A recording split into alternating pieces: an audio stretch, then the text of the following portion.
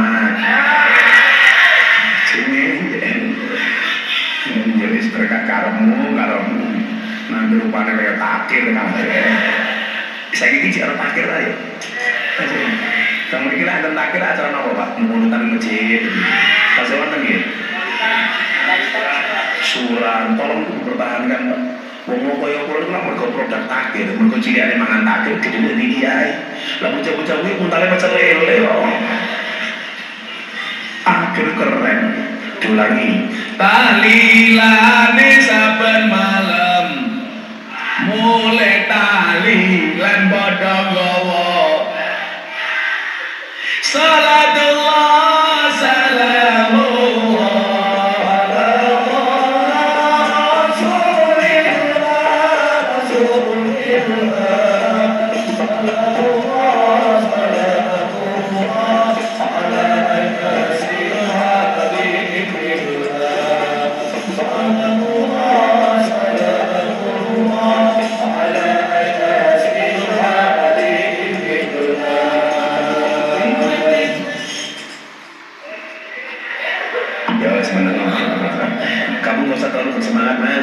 amplop mula jelas.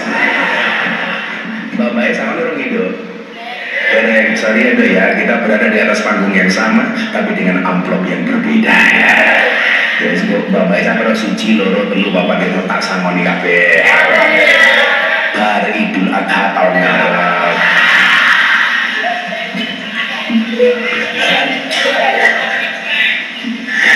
Kelaning sama terus ning kali.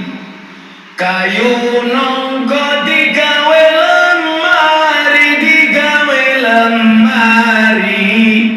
Gus Miftah gagalan sregep ngaji oke rondo sing njaluk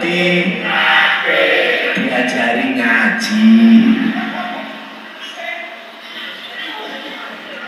Emangnya aku cowok apa? Pak Lurah masak kesir, saking Gus Miftah ya Pak Lurah. Oke. Desa Daeng ngundang Gus Miftah. Jenengmu sapa mau? Lurah Kasianto lumayan gagah. Taklem. Api mboten sire. Api. Oke terus ki. Ono gajah adus ning bele najan gagah manuke. Ini api.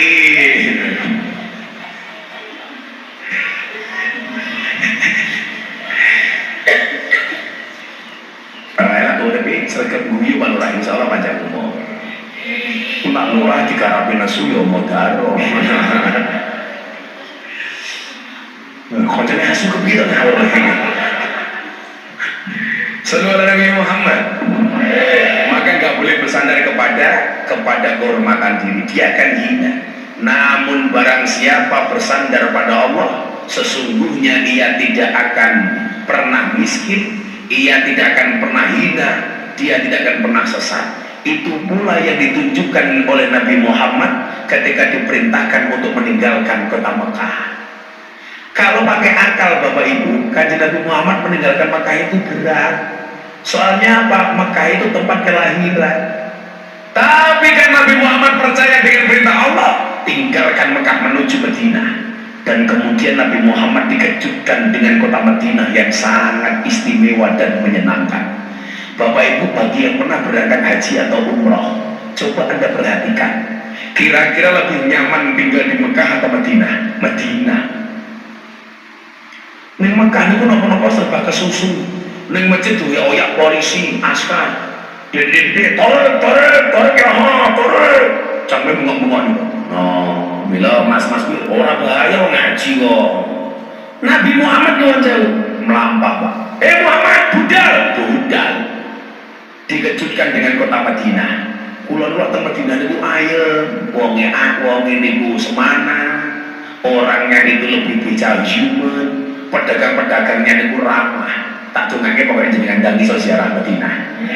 Kenapa? Karena itu merupakan kota yang kemudian dijanjikan oleh Allah mengejutkan Kanjeng Nabi. Lah uang nampa perintahnya Allah niku aja kudu nganggo akal.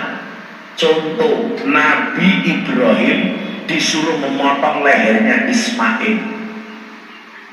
Kira-kira kalau Nabi Ibrahim menggunakan akal, mau nggak motong leher anaknya, Bu? Enggak. Tapi Nabi Ibrahim beliau menerima perintah Allah menggunakan hati, tidak menggunakan akal. Kalau ini perintah Allah pasti ada kebaikan. Begitu dibelah, Bismillahirrahmanirrahim, Allahu Akbar. Nabi Ibrahim dikejutkan dengan seekor domba. Di mana-mana saya sampaikan, ini bukti bahwa domba itu adalah hewan terbaik. Bukti apa? Gulune Ismail diganti dengan domba. Kalau memang hewan terbaik itu unta, begitu dibelah harusnya diganti dengan unta. Kalau memang sapi, tentunya diganti dengan leher sapi. Tapi Allah menggantikan dengan leher domba.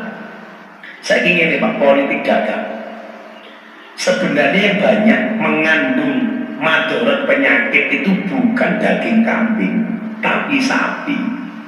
Di mana awal mula orang Indonesia menganggap kambing itu banyak penyakit seperti darah tinggi, itu politik dagang Belanda. Wong Jawa duwene wedhus, Belanda pengen memasukkan sapi ke Indonesia. Politik dagang kemudian mereka menyebutkan kalau daging kambing itu banyak penyakit.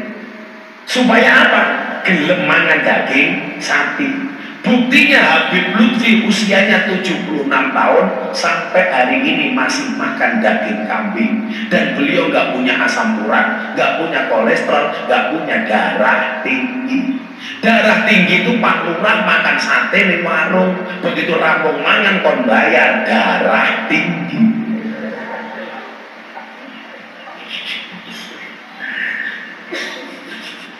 Daging kambing itu penyakitnya cuma satu, mah. Jadi habis makan daging kambing langsung teriak mamah mamah lah. Oh, mudah-mudahan orang Dayak semuanya kaya kayak Usman.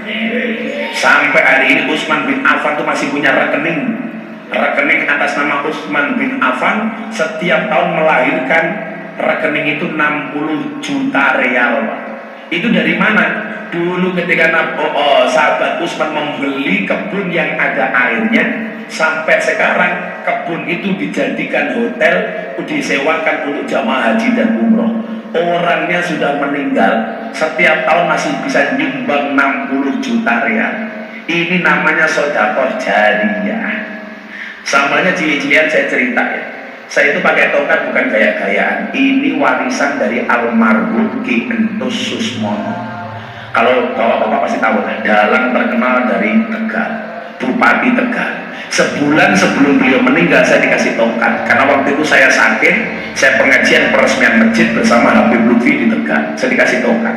Sebulan kemudian dia terus meninggal dunia. Lah kenapa tongkat ini saya bawa? Selain untuk saya bersandar, tongkat ini saya berharap kalau pengajian saya ada pahalanya, mudah-mudahan Ki Entus Susmono dapat jariahnya. Mila Pak Lurah, kalau ingin mendapatkan jariah dari Gus Miftah, ya ngasih apa gitu Pak Lurah. Contoh lagi Pak Mane, masih ingat Nabi yang membelah lautan menjadi jalan? Nabi Musa.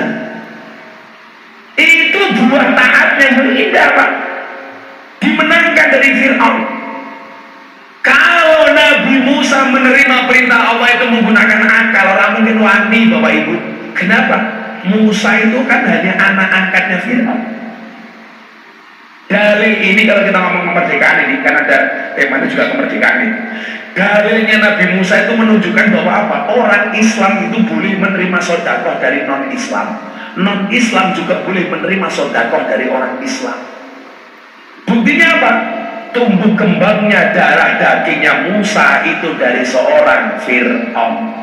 Berarti kok ono wong, Pak Mahrus sampai dari pengajian, nggih, saya orang non-Islam, boleh nggak saya bantu? Jawabannya boleh. Nabi Musa pun itu mengkonsumsi makanan yang diberikan oleh Fir'aun dari bayi, Pak. Nggih, sampai dewasa kemudian diperintahkan perang. Ini kan anak angkat.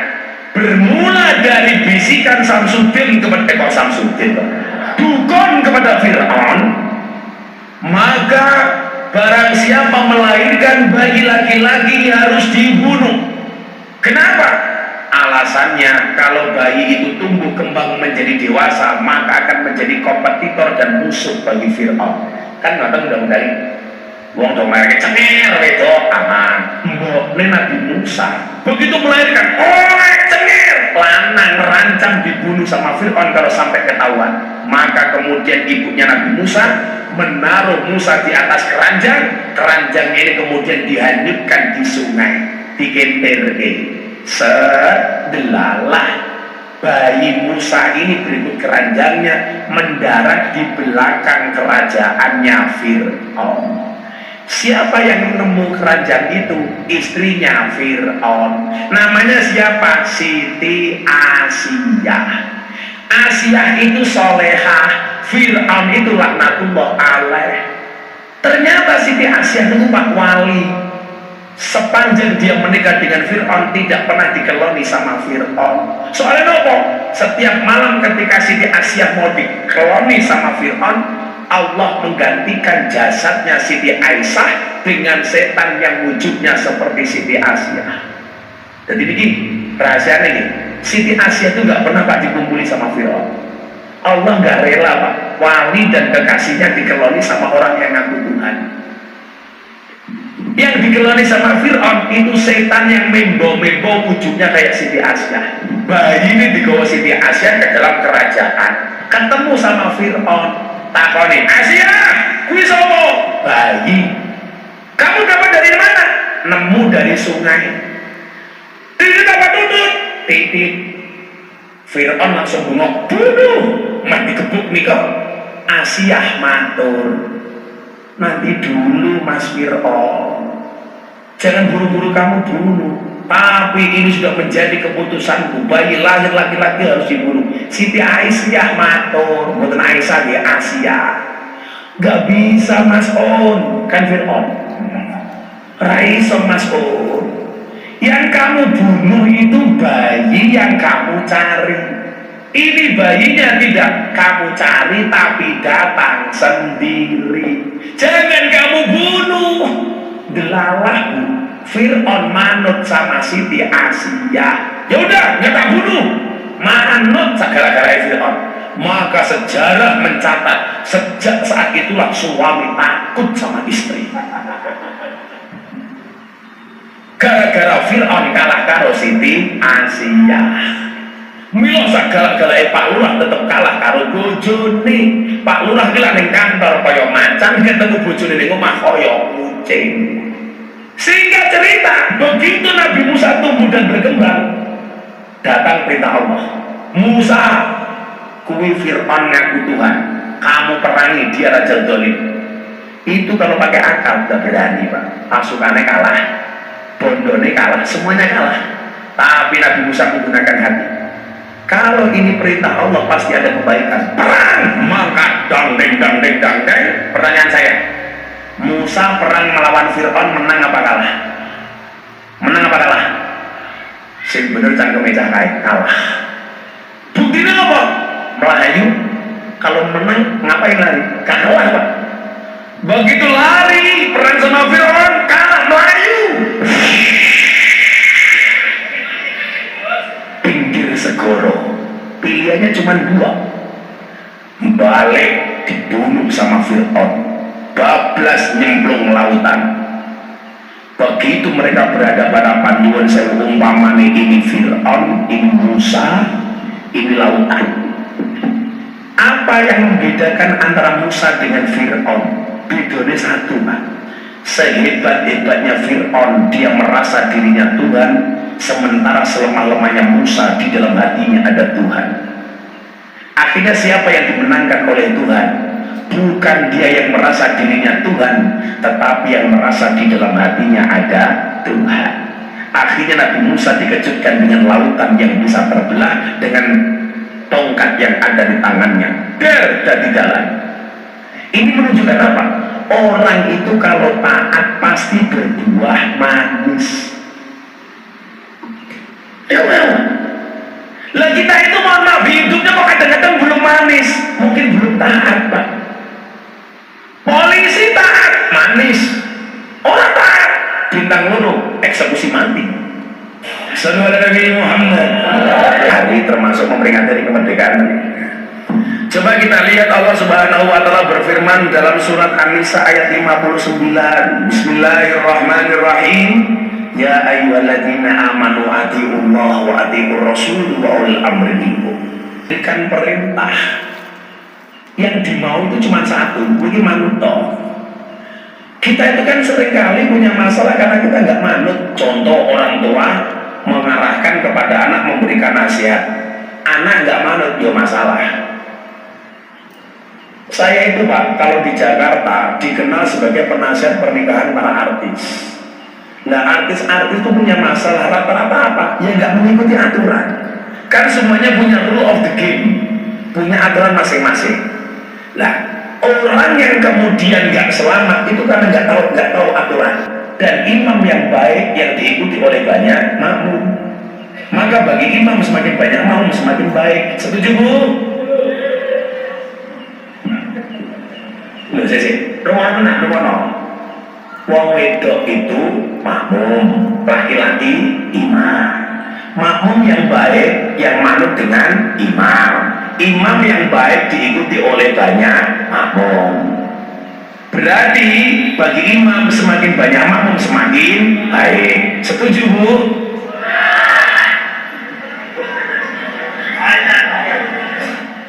Ar-rijalu qawwamuna 'alan nisa. Orang lanang itu semena-menanya di mana? Memahami qawwam itu hanya sebagai imam. Tapi orang itu lupa dengan filosofi imam.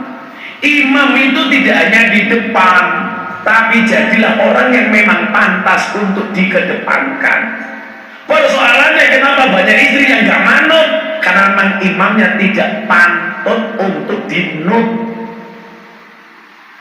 Maka saya sering bilang, kamu tidak akan pernah mendapatkan istri seperti Fatimah kalau kamu tidak bisa menjadi seorang Sayyidina Ali. Kamu tidak akan pernah mendapatkan suami seperti Romeo kalau kamu tidak bisa menjadi seorang Juliet. Kalau Gus Mun tadi jelas bodinya kayak Rambo tapi hatinya Romeo. Qawwam itu tidak hanya menjadi imam tapi menjadi orang yang patut untuk dipandang sama istri. Nah, sama halnya ketika kita taat kepada Allah. Apa yang membedakan ketaatan kita kepada Allah, kepada Rasul dan kepada pemimpin? Bedanya cuma satu Pak. Lagi delok semua ayatnya An-Nisa 59 pokoknya. Bedanya kan satu. Ketika kita diperintah untuk taat kepada Allah, langsung menggunakan fi'il amr. Kowe wong Kediri, manut toh. Langsung. Perintah kepada Rasulullah, atiur Rasul. Kamu taat kepada Rasul. Tapi begitu kepada pemimpin hanya menggunakan wawu sambung atau wawul atof. Wa ulil amri. Berarti nopo? La ulil amri ini kaya Pak Lurah niki salah. Kuwi ora kudu dinut tapi dielitke dengan cara yang baik. Contoh soal dum-duman BRT. Alhamdulillah, makasih Pak Semia. Hasbi Rabbi ping 3 ndonga bareng-bareng. Hasbi Rabbi